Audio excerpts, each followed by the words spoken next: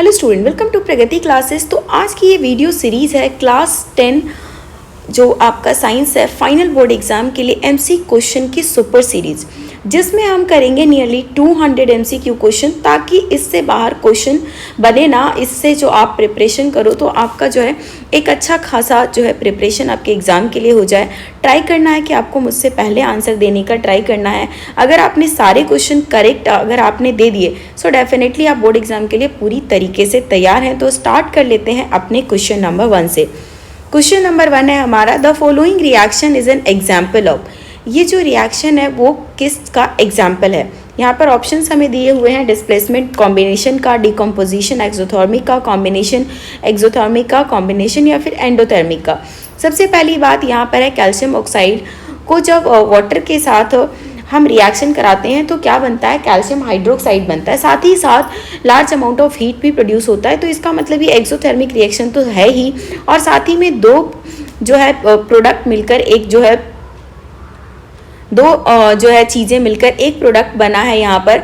तो ये क्या हो, कॉम्बिनेशन रिएक्शन भी हो गया। तो फर्स्ट क्वेश्चन का हमारा सी ऑप्शन करेक्ट हो जाएगा।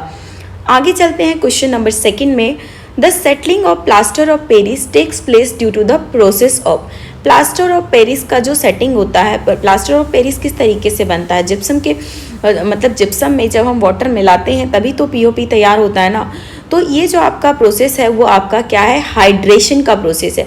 वही अगर आपसे उल्टा पूछ दिया जाए ना कि जिप्सम जो है किस तरीके से वो बन जाता है, तो वो डिहाइड्रेशन की वजह से होता है, ठीक है ना। तो यहाँ पर सेकंड क्वेश्चन का डी हमारा करेक्ट हो गया।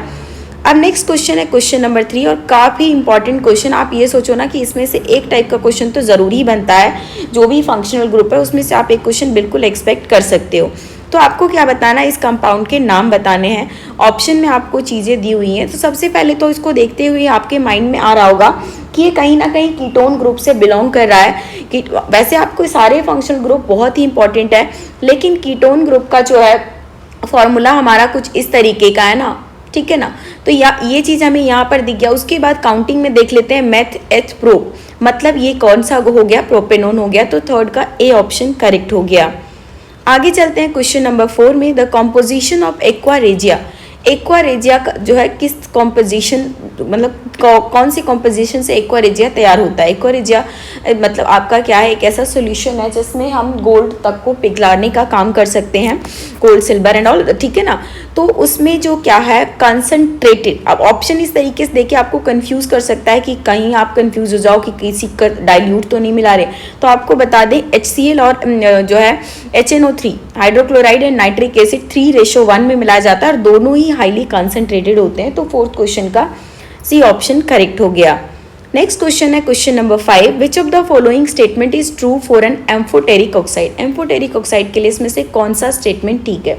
अब एम्फोटेरिक आपके सिलेबस में वैसे भी बहुत ही इंपॉर्टेंट है, किसी ना किसी फॉर्म में इसमें से क्वेश्चन जरूर बनता है।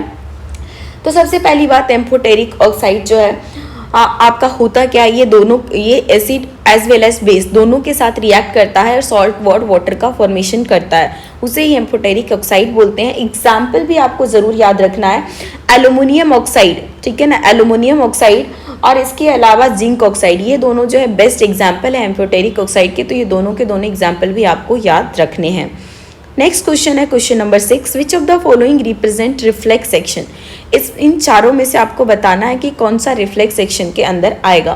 फर्स्ट है beating of heart, withdrawing your hand immediately on touching hot object, riding a cycle, pulling leg immediately when footballs on some sharp object. सबसे पहली बात आपको बता दें कि ऑप्शन जो इस तरीके से देते हैं ना, स्टूडेंट कंफ्यूज हो सकते हैं। तो यहाँ पर जो हार्ट बीट है ना, हार्ट बीट कभी भी रिफ्लेक्स एक्शन नहीं है, ये इनवॉलेंट्री एक्शन है, ठीक है, जिसपे हमारा कोई कंट्रोल ही नहीं, वो होगा ही होगा।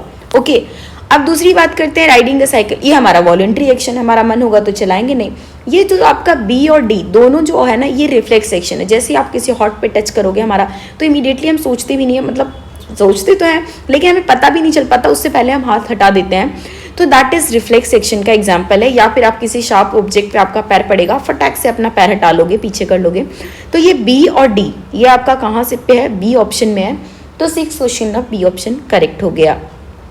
नेक्स्ट क्वेश्चन है question number 7, in human digestive system different gland secrete different enzyme. ठीक है ना, हमारे ह्यूमन डाइजेस्टिव सिस्टम में जो अलग अलग ग्लैंड है वो डिफरेंट एंजाइम को सिक्रीट करते हैं। तो enzyme pepsin and trypsin are secreted respectively by, आपको से पूछा है कि पेप्सिन कौन सिक्रीट करता है और ट्रिप्सिन कौन सिक्रीट करता है। तो जब डाइजेस्टिव सिस्टम आप पढ़ रहे हो तो आप ऑफकोर्स आपको पता होना चाहिए कौन सा ग्लैंड कौन से एंजाइम को सिक्रीट कर रहा है। तो यहाँ पर आपको बता दें कि स्टमक तो रिलीज करता है पेप्सिन, जबकि पैनक्रियाज जो है सिक्रीट करता है ट्रिप्सिन। हालांकि दोनों के दोनों का काम क्या है, ये दोनों जो है प्रोटीन को ब्रेक डाउन करते हैं इनटू सिंपलर सब्सटेंस में। तो 7th क्वेश्चन का सी ऑप्शन करेक्ट हो गया। नेक्स्ट क्वेश्चन है question number 8, blood glucose levels are regulated in the human body by secretion of 2 hormones. Blood glucose level जो है ह्यूमन बॉडी में 2 हार्मोन से जो है कंट्रोल किया जाता है, रेगुलेट किया जाता है। फर्स्ट तो इंसुलिन हो गया, दूसरा ग्लाइकोजन हो गया। Which hormone is secreted when glucose concentration increase in the blood. ठीक है ना, जब ब्लड में ग्लूकोज का कंसंट्रेशन बढ़ जाएगा तो बॉडी का क्या काम है कि उसको कंट्रोल में करना, मतलब उसको कम करना। तो ये कम करने का काम कौन करेगा, इंसुलिन करता है। ठीक है ना, ग्लाइकोजन आपका जिसके जस्ट अपोजिट काम करता है। तो हमसे ये पूछा हुआ है कौन सा हार्मोन तब सीक्रेट होता है जबकि हमारे ब्लड में ग्लूकोज कंसंट्रेशन हाई हो जाता है, तब इंसुलिन होता है। ओके, तो आपका 8th क्वेश्चन का ए ऑप्शन करेक्ट हो गया। और आपको ये भी बताना है कि किसी की बॉडी में अगर इंसुलिन की कमी हो जाए तो उसको कौन सी प्रॉब्लम, हेल्थ इश्यूज आ सकते हैं, ये आपको कमेंट बॉक्स में लिख के बताना है। नेक्स्ट आगे चलते हैं क्वेश्चन नंबर 9 में, the radius of curvature of concave mirror is 12 centimetre. जो मतलब रेडियस है कॉनकेव मिरर का वो कितना है, 12 सेंटीमीटर है। देन द फोकल लेंथ क्या होगा। सबसे पहली बात, फोकल का फॉर्मूला तो हमारा यही है, रेडियस ऑफ कर्वेचर को अगर डिवाइड बाई 2 कर देते हो। पर ऑप्शन जहाँ तक हम देख रहे हैं कि कुछ ऑप्शन प्लस में भी है, कुछ ऑप्शन माइनस में भी है। तो सबसे पहले तो हमें ये भी पता होना चाहिए कि फोकल लेंथ जो होता है ना कॉनकेव मिरर का, वो किस में होता है, नेगेटिव में होता है। ठीक है, तो जब हम इसमें फॉर्मूला इस्तेमाल करेंगे तो हमारा रेडियस कितना है 12, तो -12/2 तो -6 सेंटीमीटर। 9th क्वेश्चन का डी ऑप्शन आपका करेक्ट हो जाएगा। नेक्स्ट क्वेश्चन है question number 10, in the nephron of man what is the correct sequence of urine formation. Urine formation का जो करेक्ट सीक्वेंस है क्या, अगर सिंपली आप याद रखो ना तो सबसे पहले तो हमारा क्या होता है, फिल्ट्रेशन होता है, फिर रीअब्जॉर्प्शन होता है, उसके बाद सिक्रेशन होता है। इससे भी आप अगर चाहोगे ना आपका ऑप्शन निकल जाएगा ऑप्शन नंबर सी। ये पूरा टिपिकल साइंटिफिकली नेम है जो मतलब कि हमें यूरिन सिस्टम में दिया गया है। बाकी आप ऐसे भी याद रखो कि पहले फिल्ट्रेशन होता है, फिर उसके बाद अब्जॉर्प्शन होता है, बाद में सिक्रीट हो जाता है। तो बाकी जो ऑप्शन हमारा है पहले अल्ट्रा फिल्ट्रेशन होगा, सिलेक्टिव रीअब्जॉर्प्शन होगा, ट्यूबुलर सिक्रेशन होगा। तो आपका ये क्वेश्चन हो गया। आगे चलते हैं क्वेश्चन नंबर 11 में, what is the role of microvilli present in small intestine. Small intestine में छोटे छोटे विलाई प्रेजेंट होते हैं, उसका क्या रोल होता है। तो जितना भी हम खाना खाते हैं ना, अब तो मेनली जो है ऑब्जॉर्प्शन, मेनली जो है 90% ऑब्जॉर्प्शन हमारे स्मॉल इंटेस्टाइन में होता है। और हेल्प कौन करता है, हमारे विलाई। तो विलाई का क्या रोल है, they make a large surface area for absorption. Absorption के लिए लार्ज सरफेस एरिया बनाता है जिसकी वजह से सब कुछ एब्जॉर्ब हमारी बॉडी कर पाए। तो ये 11th क्वेश्चन का बी ऑप्शन करेक्ट हो गया। नेक्स्ट चलते हैं क्वेश्चन नंबर 12 में, a light ray enters from medium A to medium B as shown in the figure, the refractive index of medium B relative to A क्या होगा। तो अभी यहाँ पर बात करें ना, लाइट रे जो है मीडियम बी से कहाँ जा रहा है, मीडियम ए की तरफ जा रहा है। ठीक है ना, तो यहाँ पर जब उसमें जा रहा है तो डेफिनेटली इसका जो है जब ये मतलब बी से उस टूवर्ड नॉर्मल जाएगा तो इसका रिफ्रैक्टिव इंडेक्स कितना होगा, ज़्यादा होगा। ठीक है ना, और इसकी वेलोसिटी कितनी होगी, कम होगी with respect to medium A. तो इसलिए जो हमारा रिफ्रैक्टिव इंडेक्स होगा ना मीडियम बी का विद रिस्पेक्ट टू ए, वो हमारा ग्रेटर देन 1 होगा। तो ऑप्शन नंबर ए हमारा करेक्ट हो जाएगा। आगे चलते हैं क्वेश्चन नंबर 13 में, select the incorrect food chain. Food chain इसमें से बताना है कौन सा इनकरेक्ट है। सबसे पहली बात तो फूड चेन है ही इंपॉर्टेंट, और इसमें से भी ये वाला फूड चेन आपका बहुत इंपॉर्टेंट है। कंफ्यूज हो कि आप ये मत सोच लेना कि यही इनकरेक्ट है, ये सबसे ज़्यादा करेक्ट है और इसको आपको याद करना ही करना है। फाइटोप्लैंक्टन जो है ये बेसिकली सी का फूड चेन है। ठीक है ना, सी का फूड चेन है। फाइटोप्लैंक्टन जो है मान लीजिए एक बेसिक चीज़ है, उसको खाता है जू प्लैंक्टन, इसको छोटा फिश खाएगा, इसको बड़ा फिश खाएगा, बड़ा फिश को आदमी खा सकता है। तो ये बिल्कुल करेक्ट है, ये हमारा करेक्ट आंसर नहीं है, पर ये जो आपका फूड चेन है ना ये बहुत इंपॉर्टेंट है। ठीक है ना, इसलिए मैंने आपको बता दिया। बाकी इसका इनकरेक्ट जो है ना आपका फर्स्ट ऑप्शन ए वाला भी ही है।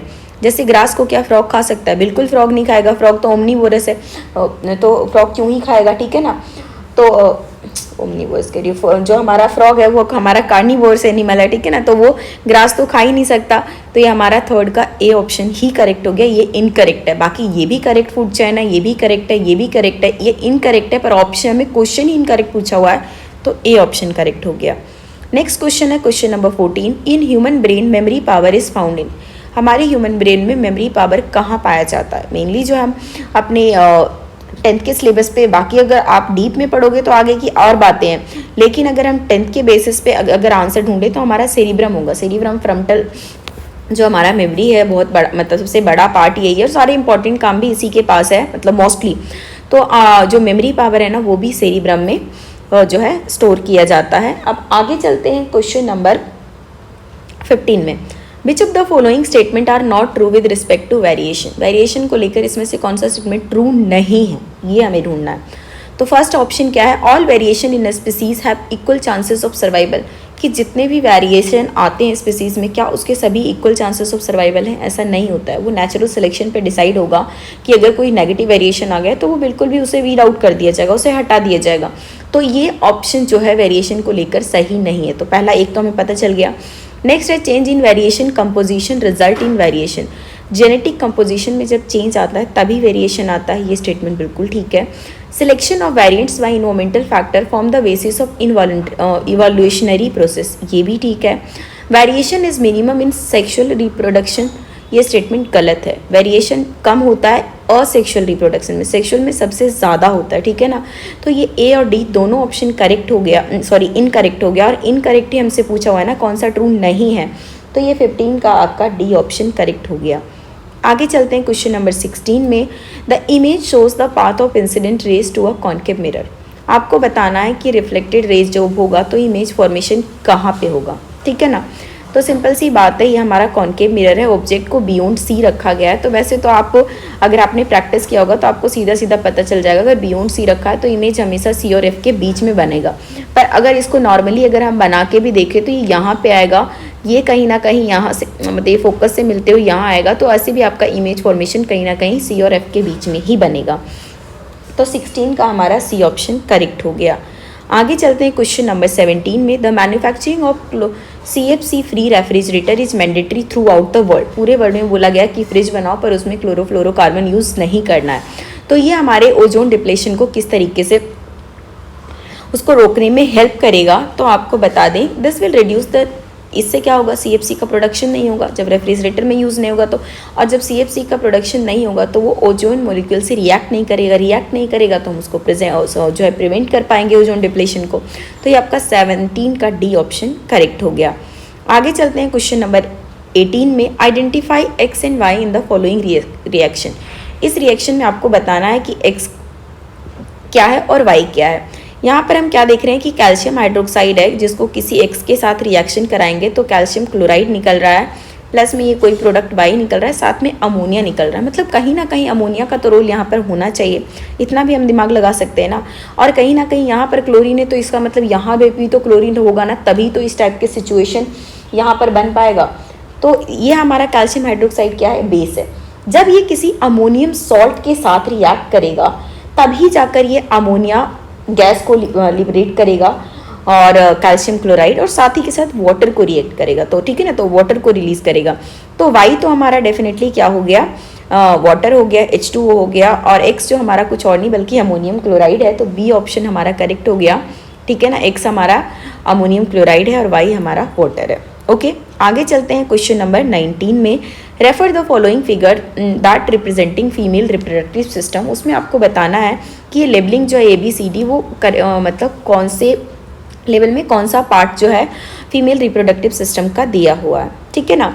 तो वैसे भी आपका जो है female reproductive system, male reproductive system, दोनों के दोनों डायग्राम इंपॉर्टेंट है, बट आजकल क्या है MCQ के टाइप में क्वेश्चन पूछ लिया जाता है, तो आपको पता होना चाहिए विद लेबल डायग्राम। तो यहाँ पर देखिए, ये जो ए ऑप्शन है ये ओवरी है, ठीक है ना। ये जो चीज़ है ये यूटेरस है, ये जो यहाँ पे सी लेवल किया है ये कर्विक्स है, डी हमारा वजाइना है। तो हमारा जो है ऑप्शन 19 का ए ऑप्शन करेक्ट हो जाएगा, ठीक है ना। ये करेक्ट सीक्वेंस दिया हुआ है। आगे चलते हैं क्वेश्चन नंबर 20 में, which of the following phenomena of light are involve in the formation of rainbow. Rainbow का जब फॉर्मेशन होता है तो कौन कौन सा लाइट का फिनोमिना वहाँ पर होता है। रेनबो का क्वेश्चन भी काफ़ी इंपॉर्टेंट है और आप इसमें आपको कन्फ्यूज़न भी बहुत ज़्यादा होता है, साथ ही साथ इम्पॉर्टेंट भी बहुत ज़्यादा है। तो आपको इसको याद रखना है कि ये जो हमारा रेनबो का फॉर्मेशन है ना, वो हमारा किसकी वजह से होता है, refraction, dispersion and total internal reflection की वजह से होता है, ठीक है ना। तो रेनबो जो है बेसिकली इसमें dispersion, refraction and total internal reflection होता है सनलाइट का। और करता कौन है, टिनी वाटर ड्रॉपलेट्स जो होते हैं एटमॉस्फेयर में वो करते हैं हमेशा जो है सनलाइट के अपोजिट डायरेक्शन में रेनबो बनता है।